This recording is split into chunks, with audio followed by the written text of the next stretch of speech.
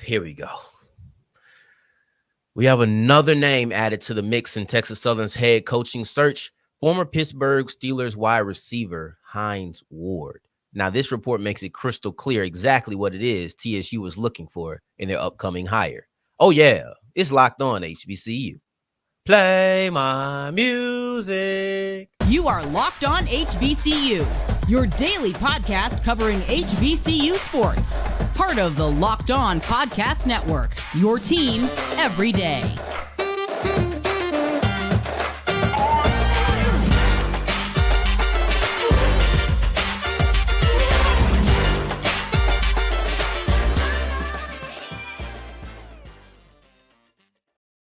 What's going on, family? Welcome back to another episode of the Locked On HBCU podcast, your number one daily one-stop shop for everything HBCU athletics, Monday through Friday, part of the Locked On Podcast Network, your team every day.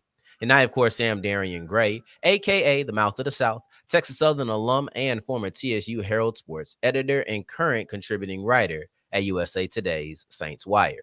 Thank you for going on this journey with me. Make a Locked On HBCU your first listen of the day every day. And remember, just because the mic cuts off doesn't mean that the journey is over. Just means it's time to follow me on Twitter at South Exclusives. Starts with an S and ends with an S. Today's episode is brought to you by FanDuel. Go to FanDuel.com/lockedon. And if you're new to FanDuel, put down a $5 moneyline bet and you get $150 back in bonus bets, win or lose. Go to FanDuel.com/lockedon. Make every moment more. Today's episode wraps up with the unfortunate news that Andre Gray, no relation, has been fired at the head coach of men's basketball at Elizabeth City State. Prior to that, I have a two-part feature about an ongoing story. This is almost like the Fast and Furious of head coaching searches when it comes to HBCU football, and I'm talking about my alma mater, Texas Southern.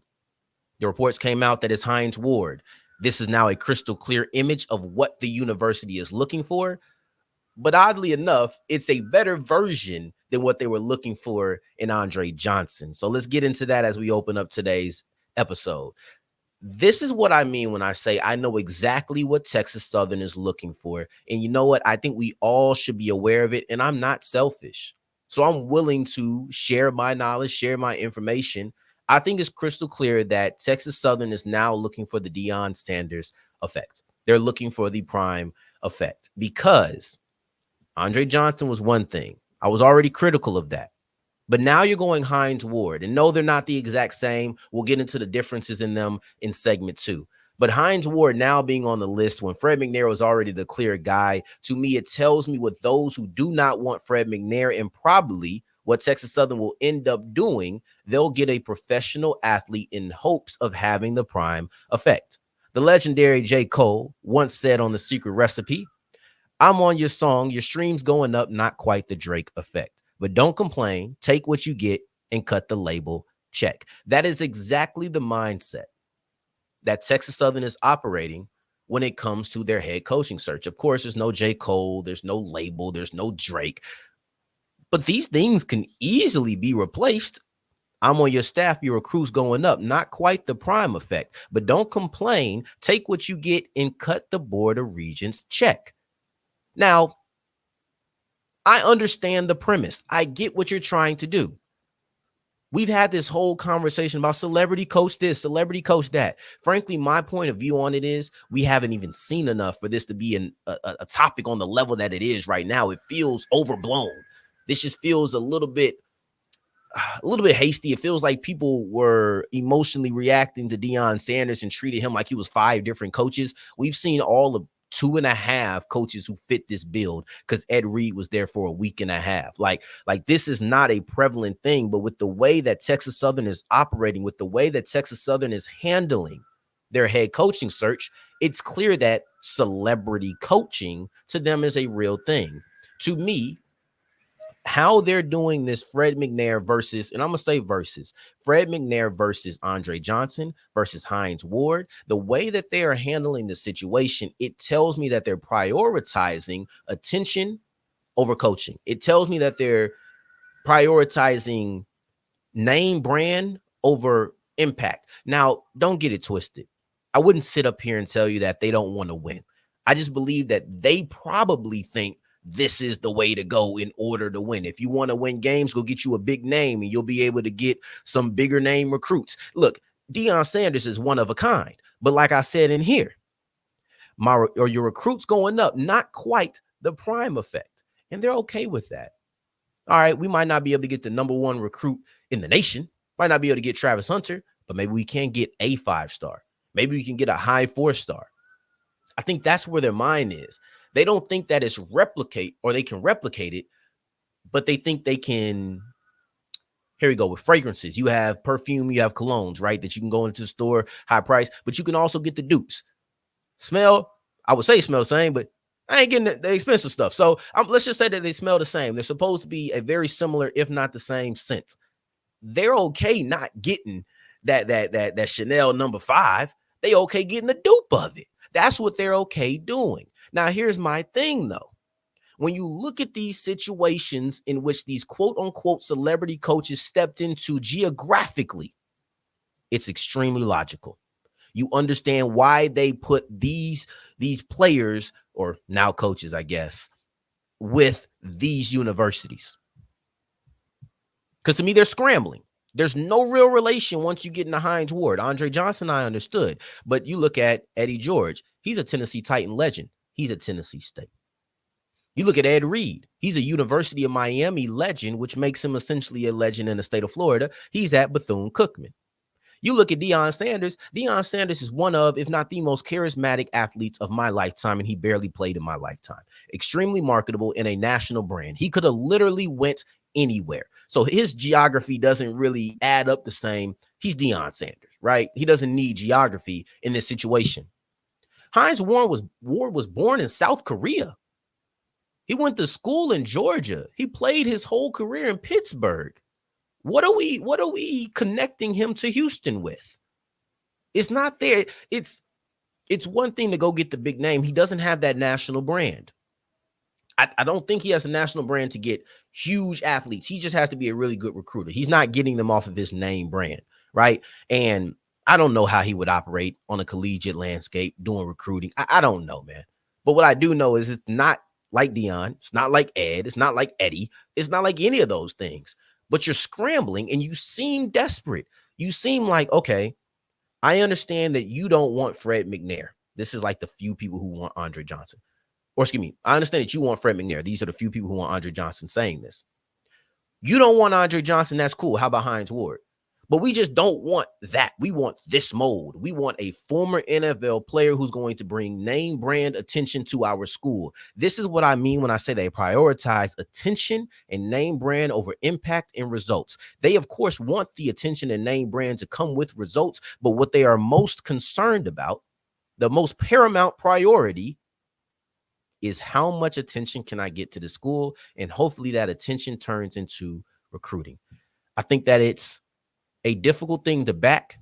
If you just would have jumped with Hines Ward from the jump, or maybe if you just would have hired Andre Johnson from the jump, maybe I don't feel this way, but I have publicly seen you put Fred McNair on hold and have him listen to elevator music for about 3 weeks. And I'm tired of it.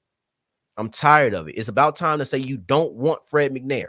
And I understand it's only a couple people, but because we need this unanimous decision, those couple of people are now becoming the face of the Board of Regents because this is what they want. They want a former NFL player with name brand that can bring attention to the university. I'm not saying that I like it. I'm not even saying that I understand it. I'm now just aware of it. But let's look at those two guys, Andre Johnson and Hines Ward, because to me, Hines Ward is a step above Andre Johnson as a candidate. And we'll look at why that's the case as we continue with Locked On HBCU.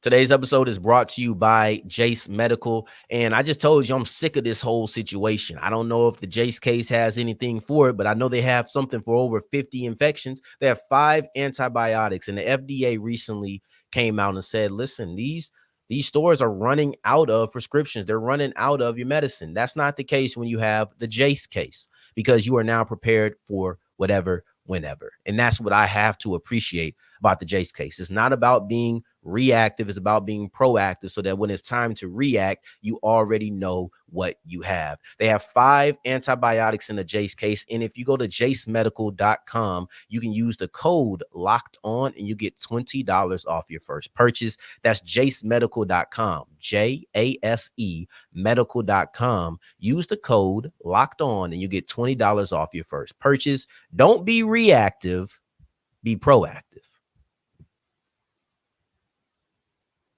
As we continue rolling on today's episode of Locked On HBCU, I appreciate you for making this your first listen of the day every day. And remember, after I finish, you can go check out, no matter when you're listening, the 24/7 first of its kind sports network on YouTube, live all day, every day. Check out Locked On Sports today and subscribe. Now let's continue looking at Hines Ward to Texas Southern. No, it's not official, but the TSU Tigers, a report from Texas Football, has linked them to the former Pittsburgh Steelers wide receiver.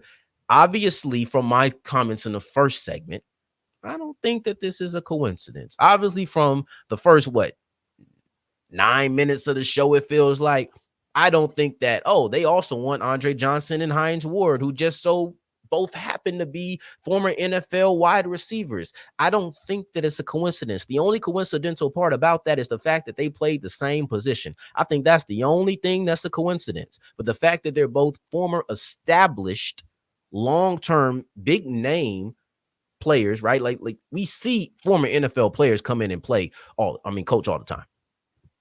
That's not what we're talking about. We're talking about the Hines Ward that was for me, was the picture of physicality at the wide receiver position. We're talking about Andre Johnson, who is a Houston legend, and just a legend in general. But because Texas Southern is in Houston, I feel the need to say H-Town specifically. This is 2 legends, in my opinion, from the 2000s, in the 2000s era in football. That's not a coincidence.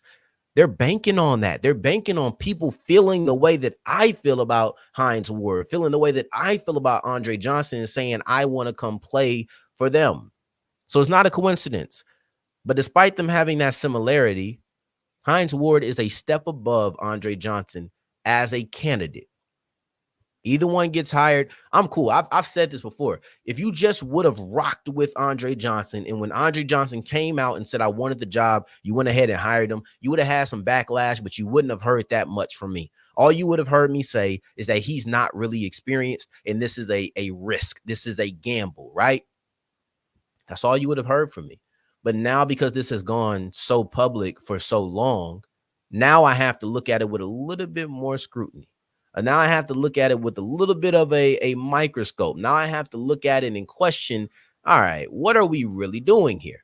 But regardless of who it is, regardless of the mold that you like, Hines Ward is the better of this former NFL player mold because he actually has experience, right? If you just would have hired Hines Ward, or if you would have had Hines Ward in the place of Andre Johnson, let's just say Andre Johnson was not a part of this and Ward was the only guy who was actually a former name brand NFL player, I'd say I understand. I know a lot of people wouldn't, because they will put him in the celebrity coach category, but he's been working towards this. Hines Ward was a head coach in the XFL for a year. Hines Ward has been on other staffs as a part of the coaching staff, not as a head coach, but he's actually worked his way up the ranks. Hines Ward being a head coach on the FCS level is a logical progression for him. It makes sense. You could see it happening. If he went on to be the head coach of Jacksonville State, I'm not blinking an eye. The same can't be said for Andre Johnson, because I'll use this kind of a not a personal story, because I'm not great friends with this person, but the names have been changed to protect the innocent.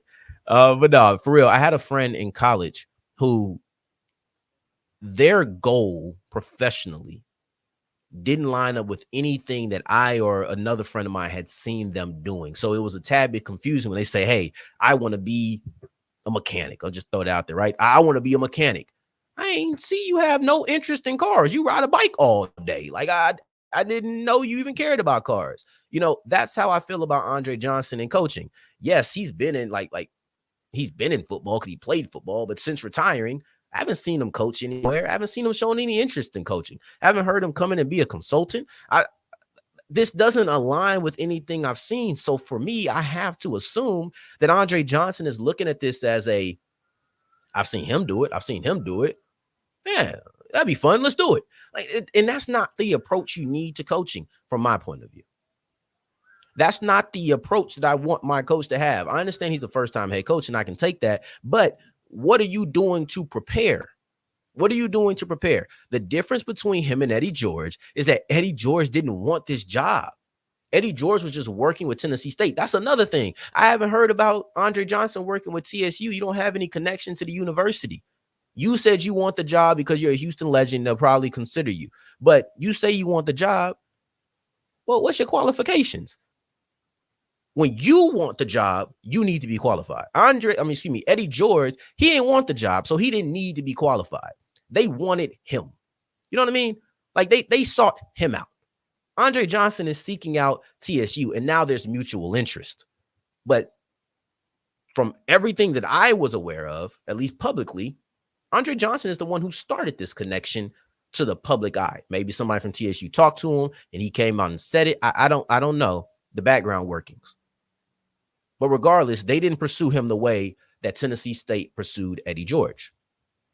Meanwhile, you have Hines Ward, who is now going to be looped in with somebody like Andre Johnson, no disrespect intended, but he's going to be looped in with somebody like Andre Johnson who doesn't have coaching experience. Hines Ward has head coaching experience. Head coaching experience on a professional level. Like, we got to hear what we're saying here. I understand that Hines Ward and Andre Johnson share an extreme similarity in this situation, and I do believe it's the mold that Texas Southern is looking at. We want a former prominent NFL player who can bring name brand and attention to the university, bring recruits to the university. I get it. So I understand why they are put together here, but I think we need to be careful not to lump every single former NFL player, regardless of their name brand, together into one spot. Hines Ward has coached football on a professional level in the XFL. Andre Johnson has never coached football. Hines Ward has been a part of multiple coaching staffs, just not as a head coach. He actually wants to be a coach. This is a progression. This is logical. He is another head coaching candidate in a search. But because Andre Johnson is there, because of Deion Sanders, Eddie George, Ed Reed, we are going to lump Hines Ward into the category of former NFL players, and even worse, celebrity coaches. It's not the same. It's not the same. One place that Dre has I'm talking like we just cool, but the place that Andre Johnson has an advantage on Hines Ward is the relatability. Hines Ward is a Pittsburgh Steeler who went to school in Georgia, who is from South Korea. There is no connection to Houston. There's no connection to Texas that we're just everybody aware of. If you want to come be like, well, actually his wife's granddad's mother-in-law was in here, or he actually spent 1 year of his life. Man, nobody relates Hines Ward to Texas. Nobody relates him there. We relate this man to Pittsburgh in Georgia and South Korea. That's where we relate him to. So don't come with this small thread of actual connectivity. That's not what's important, because when people want the name brand, they don't want people to have to research. Andre Johnson is a Houston Texan legend. That's what TSU is looking for. So that's the one place he has an advantage. He'll probably be able to connect and reach out to kids who are in the Houston area a little bit better. But when we're talking about actually coaching and resume, not just recruiting, because this is too focused on recruiting when you do that.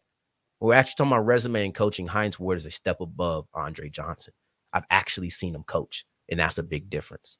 Speaking of coaches who are no longer coaches, Andre Gray, no relation, but I still feel bad for the brother, is no longer the head coach of Elizabeth City State men's basketball. We'll look at why it's not a question of why they did it, more so a question of why they did it so soon.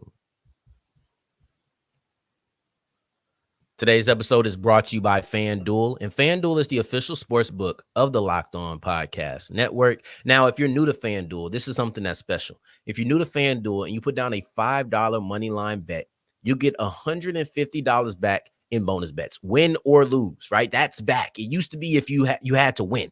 Now it's win or lose, and you are a winner overall. So $150 back in bonus bets if you're new to FanDuel and you put down a $5 money line bet. I'm recording this in the midst of the NCAA National Championship game between Washington and Michigan. We need to wrap this up so I can get back to it, right? But in all seriousness, that's something you could be making some money off of. Did you? By the time you hear this is over, so did you make some money off of it? It's 20-10 right now. Washington's losing. Maybe put some money down on the comeback. Who knows? All you have to do is go to FanDuel.com/lockedon. And if you put a $5 money line bet on this game, be ready for your $150 back in bonus bets. That's FanDuel.com/lockedon. Make every moment more. As wrapping up today's episode of Locked On HBCU, I appreciate you for making this your first listen of the day, every day, making it all the way to segment 3. And I thank you 2 times for that. Thank you.